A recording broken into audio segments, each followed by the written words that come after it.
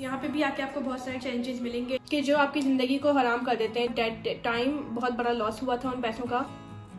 I could not explain myself कि मैं कितनी ज़्यादा उस वक्त टूटी हुई थी।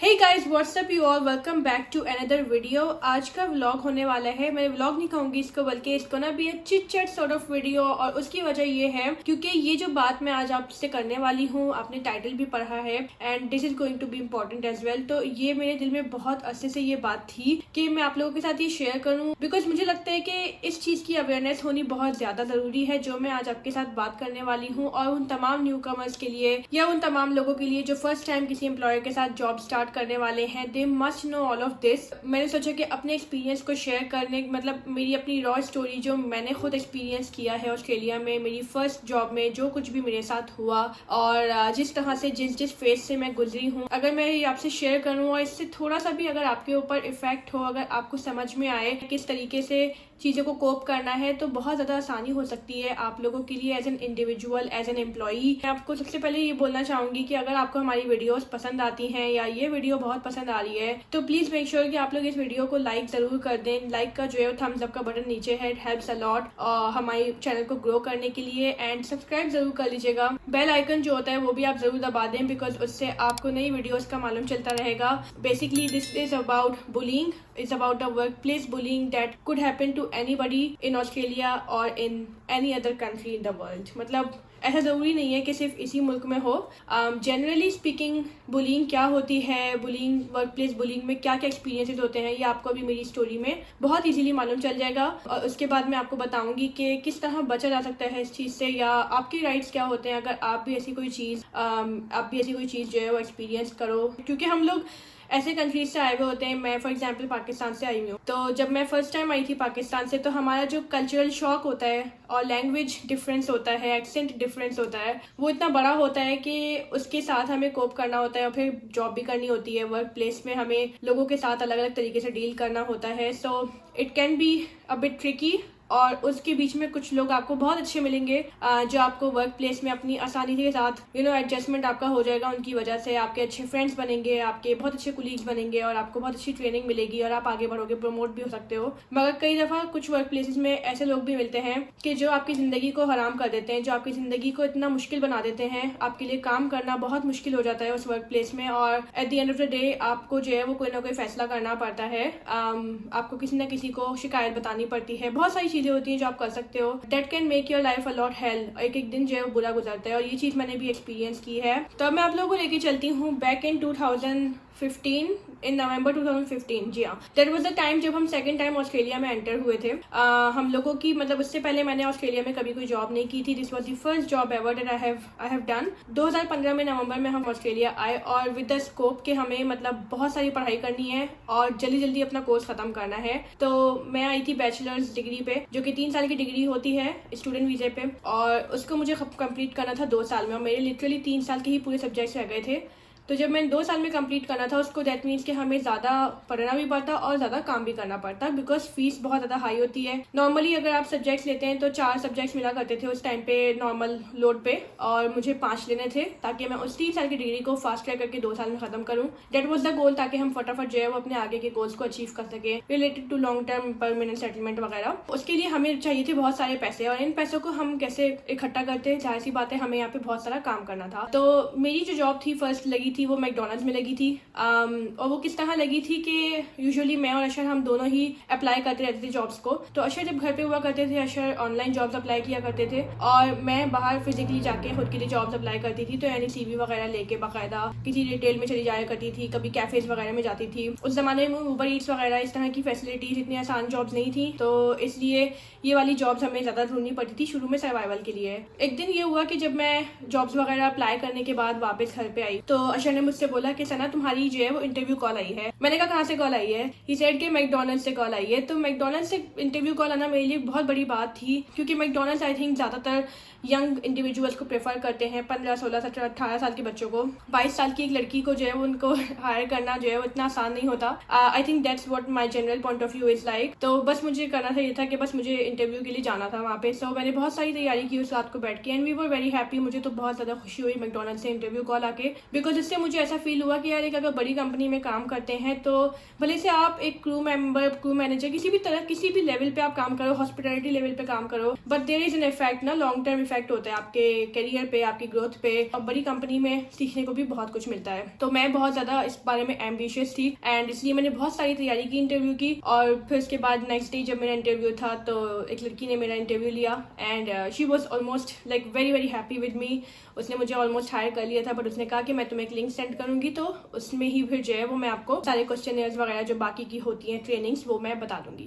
जब मैं घर गई उसके बाद तकरीबन एक हफ्ता गुजर गया। एक हफ्ते तक कोई जो है वो वहाँ से सुनने में आई नहीं, कोई खबर ही नहीं आई। तो me and Asher both were worried, और हमें फ़ौरन से जॉब चाहिए थी, बिकॉज हमें इतना जो है वो आगे सारे खर्चे थे, एक्सपेंसेस थे, अपने ओन पे खड़ा होना था। तकरीबन एक हफ्ता जब इस बात को गुजर चुका तो मैं गई वहाँ पे। मैंने उससे बोला कि भाई मुझे लास्ट ईयर मेरा इंटरव्यू हुआ था, एक लड़की ने लिया था, एंड उसके बाद से मैंने आई डिड नॉट हेयर एनीथिंग। तो वहाँ पे लड़का था दूसरा मैनेजर, उसने कहा वो छुट्टी पे गई हुई है, तो let's take an interview again. मेरा दोबारा इंटरव्यू हुआ और उसी वक्त उससे मेरी हायरिंग कर ली। और मैकडॉनल्ड्स में अगर आप लोगों ने कभी काम किया हुआ, यू मस्ट नो दो चीज़ें। सबसे बड़ी चीज़, पहली चीज़ ये कि जितने छोटे आप होते हैं उतनी कम आपकी सैलरी होती है, जितने ज़्यादा बड़े होते हैं आपकी उतनी ज़्यादा सैलरी होती है। बट इवन ज़्यादा सैलरी भी होती है, वो भी बेसिक की होती है। यानी उस वक्त ऑस्ट्रेलिया की बेसिक सैलरी जो है वो तकरीबन आई थिंक $18 पर आवर हुआ करती थी, जो बहुत ही मिनिमम वेज होती थी उस वक्त। मैं बता रही हूँ तकरीबन 4-5 साल पहले की बात बता रही हूँ। उस ज़माने में मेरी जो सैलरी थी पर आवर वो थी $20 पर आवर। तो that was not a very big salary, मगर आई वाज हैप्पी, क्योंकि अगर मुझे 20 आवर्स टोटल मिलते हैं तो मैं $400 पर वीक बना सकती थी, और 20 आवर्स ही लीगली एक स्टूडेंट को अलाउ भी होता है। तो आई वॉज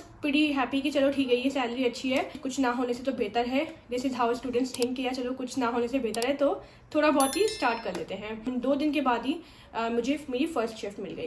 तो मेरी जो फर्स्ट शिफ्ट थी आई एक्चुअली फेल्ट लाइक कि बहुत अच्छी गुजरी। मेरा पहला दिन मैंने बहुत कुछ सीखा। और दूसरी बात जो मैं आपको बताई थी कि मैकडॉनल्ड्स में जो लोग काम करते हैं they must know, they will know about it, वो ये होता है कि मैकडॉनल्ड्स में हमेशा ना एक हायरार्की की तरीके से लोग जो है ना ऊपर तरक्की करते हैं, ठीक है। जैसे कि आप स्टार्ट करते हो as a crew member, toilet साफ करते हैं, बाहर की जो फ्लोरिंग्स होती हैं, वेटिंग एरिया या जिसको डाइनिंग एरिया कहते हैं वो साफ करते हैं, टेबल्स वगैरह का ख्याल। उसके बाद फिर आपका अपग्रेड होता है, फिर आप अंदर जाते हो किचन की तरफ, वहाँ से फ्रेंच फ्राइज बनाना सीखते हैं, आप एफपॉस पे ऑर्डर्स वगैरह लेते हो। उसके बाद आप कैफे कॉफी वगैरह सीखते हो, आप ऑर्डर्स वगैरह बनाना सीखते हो, फिर आपको आइसक्रीम्स वगैरह बनाने सिखाते हैं, इन दी एंड आपको किचन में भेजते हैं कि जिसमें आपको सारा बर्गर्स वगैरह बनाना सिखाते हैं। जब आप इन तमाम चीज़ों में एक्सपर्ट हो जाते हो तो उसके बाद आप क्रू मैनेजर बनने के काबिल हो जाते हो। तो अगर आप लोग अभी भी किसी मैकडॉनल्ड्स में जाए, वहाँ पे ब्लू कलर की यूनिफॉर्म में लोग खड़े हुए हो, तो रेड यूनिफॉर्म वाले क्रू मेंबर होते हैं, देन ब्लू यूनिफॉर्म वाले क्रू ट्रेनर होते हैं। फिर क्रू ट्रेनर होने के बाद यू बिकम मैनेजर, जब आप बहुत अच्छे तक क्रू ट्रेनर रहते हैं, आपका ट्रैक रिकॉर्ड बहुत अच्छा रहता है। तो इस तरह आहिस्ता आहिस्ता प्रमोशन होती हैं और सैलरी भी बढ़ने लगती है। सो होता क्या है कि आपको क्रू मेंबर से क्रू ट्रेनर बनने में तकरीबन 6 महीने से 1 साल लग सकता है कहीं ना कहीं। अब मेरे साथ क्या हुआ, मेरा फर्स्ट डे तो बहुत अच्छा गुजरा, राइट। सेकेंड डे से थर्ड डे से मुझे ओके जो है वो मेरा चलता रहा। कुछ अर्से बाद मैंने तकरीबन अब तक मुझे काम करते करते 15 दिन हो चुके थे, और मुझे ऐसा फील होने लगा कि मुझे ज़्यादा चीज़ें सिखाई नहीं जा रही थी। हालांकि मुझे सेकंड डे ही फ्रंट काउंटर पे लेकर आ गए थे, बट उसके आगे इट वाज सो डिफ़िकल्ट। मुझे मतलब आगे ट्रेन नहीं किया जा रहा था। मुझे सिर्फ 2-3 चीज़ों पे ही रखा गया था। मुझे बार बार सिर्फ टॉयलेट साफ़ करने के लिए और जो डाइनिंग एरिया होता है वो साफ़ करने के लिए भेज दिया करते थे। मैक्सिमम टाइम मुझे इससे ज़्यादा आगे कुछ नहीं दिया जा रहा था। Anyway I did not mind. 15-20 दिन ऑलमोस्ट 1 महीना इसी तरह गुजरता रहा। फिर एक दफ़ा ये हुआ कि मेरी मैनेजर चेंज हो गई 1 महीने के बाद, और जो नई मैनेजर आई जो कि ज़्यादातर मेरे सर पे सवार रहती थी, ये 2 मैनेजर्स थे। ये दोनों जो है ना वो बहुत ज़्यादा चीखा करते थे। एंड आई नो कि मैकडॉनल्ड्स में मतलब चीखने का एक बहुत रिवाज है एंड इट्स कम्प्लीटली नॉर्मल, लेकिन जब आपके साथ ऐसा होता है ना कि आप मतलब सिर्फ लोग आप ही के ऊपर चीख रहे होते हैं और बाकी के लोग जो चिल आउट कर रहे होते हैं, then that's way you feel actually. तो अगर किसी भी वर्क प्लेस में हमें कुछ भी डिफरेंट लगता है ना, लोग हमें अलग तरीके से ट्रीट कर रहे होते हैं, आपको वो चीज़ इजीली दिख जाती है। आप इतने बेवकूफ़ नहीं होते हो, as a human nature you know कि वो चीज़ दिख जाती है। मेरे साथ एग्जैक्टली हुआ। मुझे ऐसा लगता था जैसे खाली मुझे ही हर चीज़ में टारगेट किया जा रहा है। अगर कुछ भी गलत हो गया तो मुझसे सवाल किया जाता था एकदम, और बाकी लोग एकदम चिल आउट कर रहे होते थे, किसी से कुछ नहीं बोला जाता था। मुझे जो है वो बात पे मतलब बहुत ज़्यादा टोका जाता था, ऐसे नहीं करो, वैसे नहीं करो, ये नहीं करो, वो नहीं करो। एंड जो बाकी के लोग जो ट्रेनिंग में हुआ करते थे उनको बिल्कुल चिल लिया जाता था। ये सब उसके बावजूद था कि जब मैं बहुत ज़्यादा ज़्यादा काम भी कर रही थी, आई वॉज हार्ड वर्किंग, और मैं अपना पूरा पुटअप कर रही थी, अपनी पूरी एफर्ट डाल रही थी 100%, बट या that was not working very well. उसके बाद फिर मैंने जो है वो आहिस्ता आहिस्ता टाइम अपना गुजारा, तकरीबन 2-2.5 महीने का टाइम गुजारा, जब मैं हर रोज़ घर पे आया करती थी। I used to feel very exhaustic because जो माहौल था,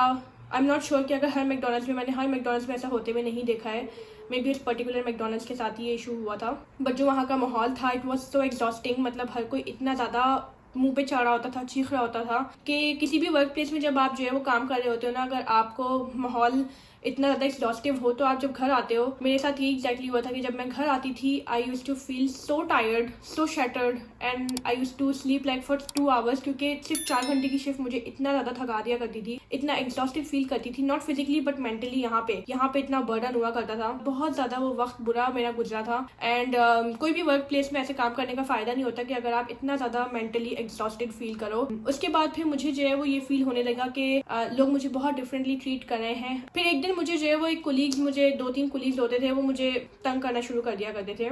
एक कोलीग मुझे बोलती थी अलग अलग नामों से, I won't say that name, but मुझे जो है वो बहुत ही टीज करके एक अलग से नाम से बोला करती थी, मेरे ओरिजिनल नाम से हटके एक और जो है वो चीज़ अटैच कर दिया करती थी, and that used to be very offended, बहुत ज़्यादा ऑफेंसिव फील करती थी मैं। तो 2-3 दफ़ा तो मैं, चूँकि हम लोग जब नए नए आए हुए होते हैं ना, तो हम लोग एक कल्चरल शॉक होता है, तो हमें लगता है कि यार नहीं, हमें थोड़ा सा बर्दाश्त करना चाहिए, कैसे कोई बड़ी बात नहीं है, एंड अभी ठीक हो जाएगा। बट आप अगर नहीं बोलो, अपनी बात एक्सप्रेस नहीं करो कि आपको बुरा लग रहा है, तो फिर वो और ज़्यादा चीज़ होती है। एक दफ़ा फिर मेरी जो बर्दाश्त से बाहर हो गया, तो मैंने उस लड़की को बोल दिया कि यार मुझे इस तरह मत बोला करो। फिर उसके बाद उसने नहीं बोला, मगर बाकी लड़कियाँ बोलती नहीं। फिर उसके बाद मैंने यही बात मैनेजर को बोली अपनी कि यार मुझे इस तरह से नाम टीज किया जाता है और प्लीज़ इन लोगों को रोको। तो मैनेजर ने कहा no, it's all right, it's just a normal thing, they must be they must be just kidding with you, that's all. और उसने बहुत लाइटली लेके इस चीज़ को, चैप्टर को यही क्लोज कर दिया, and I felt very offensive. Anyway, उस चीज को भी मैंने इग्नोर कर दिया। Then there was a big event happen. अब तक मुझे यहाँ पे काम करते हुए तकरीबन 4 महीने हो चुके थे, दिसंबर अंटिल मार्च। तो मार्च में ये हुआ कि मेरी मदर इन लॉ जो कि ऑस्ट्रेलिया में ही थी, उनकी तबीयत बहुत ज़्यादा ख़राब होने लगी थी, and she actually passed away in March 2016। जब उनका इंतकाल हुआ, she used to live with me, I was in a joint family system, मैं उनसे बहुत ज़्यादा अटैच थी। तो जब उनका इंतकाल हुआ, I was really completely shattered. Now dilemma है इसके, मेरी सास की तबीयत बहुत ज़्यादा शदीद ख़राब है, हमारे घर में लोग भी हैं ख्याल रखने वाले, बट मेरी इमोशनल हालत नहीं थी ऐसी कि मैं उस टाइम पे काम करूँ, और 4 महीने मुझे काम करते हुए लगातार हो चुके थे। सो आई न्यू कि मुझे कोई ना कोई छुट्टी 1-2 ज़रूर मिलेगी। मैंने अपनी मैनेजर से रिक्वेस्ट की, एंड दिस टाइम अराउंड मेरी सास का इंतकाल हो चुका था। सो मेरी सास के इंतकाल के दिन आई रिक्वेस्टेड माई मैनेजर कि प्लीज़ यार मुझे छुट्टी दे दो, बिकॉज मेरी मदर का इंतकाल हुआ है, and I can not work, मैं मेंटली इस पोजीशन में नहीं हूँ कि I can I come to the work place. And my manager completely declined my request. She goes के if you don't come here, अगर तुम नहीं आती हो, then I will cut out all of the future shifts. तो मुझे बहुत ज़्यादा बुरी लगी ये बात, पता नहीं मैंने क्या मांग लिया उससे, और मैंने उससे रिक्वेस्ट की कि यार मेरे साथ ऐसा नहीं करो प्लीज़, बिकॉज मैं इस वक्त बहुत ज़्यादा मजबूर हूँ, मेरी मदर जा चुकी हैं दुनिया से, and I am emotionally very shattered, मेरे से अच्छा काम नहीं होगा, लाइक एफिशिएंटली मैं काम नहीं कर पाऊंगी। And she goes doesn't matter, तुम कर लो, कोई मसला नहीं है, but I will cut out your shifts. अब उस ज़माने में हमें पैसों की इतनी ज़्यादा ज़रूरत थी कि मैं शिफ्ट्स को नहीं छोड़ सकती थी। अशर भी काम कर रहे थे लगातार, और मैं भी काम कर रही थी, और हम लोगों को अपनी पढ़ाई को अफोर्ड करना था। तो मैंने फिर डिसाइड किया कि नहीं, मैं शिफ्ट्स पे जाऊंगी या मैं काम करूंगी। जिस दिन मेरी सास का इंतकाल हुआ है, उससे नेक्स्ट डे ही मैं काम पे गई, और मैं सोयम के दिन जो 3rd डे होता है उसमें भी काम में गई। इवन जो मेरी सास का इंतकाल का दिन था, मैं उस दिन भी काम पे गई। इन तीनों दिन मेरी शिफ्ट्स रोस्टेड थी, और मुझे उन शिफ्ट्स पे जाना पड़ा। और I can not tell you guys कि मैं कितनी ज़्यादा उस वक्त इमोशनली, मेंटली कितनी ज़्यादा शटर्ड हुई हुई थी, बिकॉज इतना बड़ा वाक़या ज़िंदगी में जो है वो पहली दफ़ा मैंने इतने करीबी इंसान को लूज़ किया था, एंड इतना बड़ा वाक़या हुआ था। तो आई could not explain myself कि मैं कितनी ज़्यादा उस वक्त टूटी हुई थी। एंड उसके बाद जब मैं काम पे गई, नॉर्मली एम्प्लॉयर्स को दे देनी चाहिए छुट्टी, पर उसने मुझे नहीं दी। तो जब मैं काम पे गई, मुझसे ऑब्वियसली गलतियाँ हुई, मुझसे प्रॉब्लम हुई, मैंने जो है वो ज़्यादातर काम एफिशिएंटली कर रही थी, बट 1-2 दफ़ा ऐसा हुआ कि मैंने कस्टमर्स के ऑर्डर गलत लिए, बिकॉज मैं बिल्कुल आउट ऑफ फोकस थी उस टाइम पे।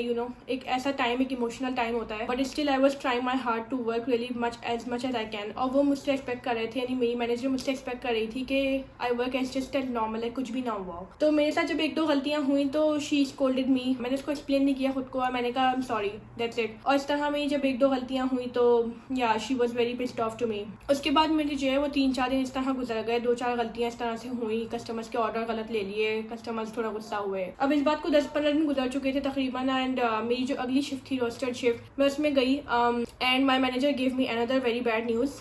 उसने मुझसे बोला कि मैं तुम्हारी शिफ्ट काट रही हूँ सारी फ्यूचर की और तुम्हें तकरीबन 2 महीने के गैप की ज़रूरत है। एंड आई गोज़ वाई, मुझे गैप की क्यों ज़रूरत है, मैं तो इतना अच्छा काम कर रही हूँ। शी गोज़ नहीं, बिकॉज तुमने बहुत ज़्यादा गलतियाँ की थी पिछले हफ्ते and you are not capable enough at the moment, so better है कि तुम ब्रेक लो और तकरीबन 1-2 महीने का मैं तुम्हें दूंगी टाइम, उसमें तुम काम नहीं करना, उसके बाद फिर I will let you know कि नेक्स्ट तुम्हारी रोस्टर शिफ्ट कब आएगी। And I was very shattered at that time क्योंकि पैसों की बहुत ज़्यादा ज़रूरत थी एंड मुझे ये भी फील हो रहा था कि मेरे आवर्स कम से कम होते जा रहे थे बाय द टाइम, बट बिल्कुल ही आवर्स ना होना तो और भी ज़्यादा खतरनाक बात थी। मतलब पैसों की इतनी ज़्यादा ज़रूरत थी, काम करने की ज़रूरत थी, हार्ड वर्किंग थी मैं, बट मुझे ये चीज़ नहीं मिल रही थी। I was in tears, I goes कि यार ऐसा नहीं करो मेरे साथ। She did not agree with me anything as usual, जिसे हम लोगों को अपने राइट्स पता नहीं होते। तो मैंने कहा चलो ठीक है, क्या कर सकते हैं। And I went home and spent that 1 month without any roasted shifts. मेरे पास दूसरी जॉब थी, मैं वो कर रही थी इंस्टेड ऑफ दैट, तो उससे थोड़ा सा कंपेंसेट हो गया था, बट दैट टाइम बहुत बड़ा लॉस हुआ था उन पैसों का। फिर उसके बाद 1 महीना मेरा गुजर गया,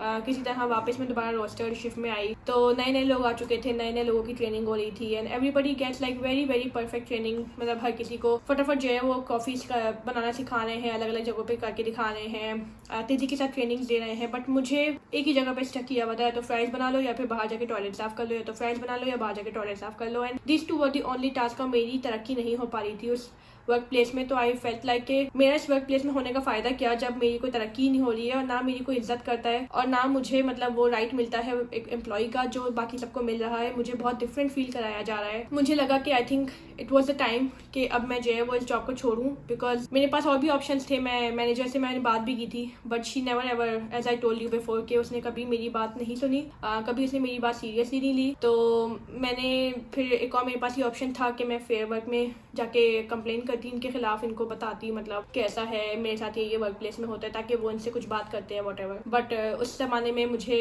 इन राइट का भी इतना मालूम नहीं था एज यूजुअल, तो मैंने ऐसा कोई भी स्टेप नहीं उठाया। मुझे आज पता है बट पहले नहीं था। तो मैंने 2 महीने के बाद ही फिर मैकडोनल्ड्स को खैराबाद कर दिया, बाय बाय कर दिया, लाफिज कर दिया, because I did not wanted to be in a work place जिसमें तरक्की ना हो रही हो, जहाँ पे बुलिंग हद से ज़्यादा हो रही हो। आई गेव माई रेजिग्नेशन और फिर उसके बाद में जो दूसरी जॉब लगी वो यहाँ पे लगी, जिस कंपनी में अब तक काम मैं कर रही हूँ। तकरीबन 6 साल हो गए हैं और अल्हम्दुलिल्लाह this company is so good.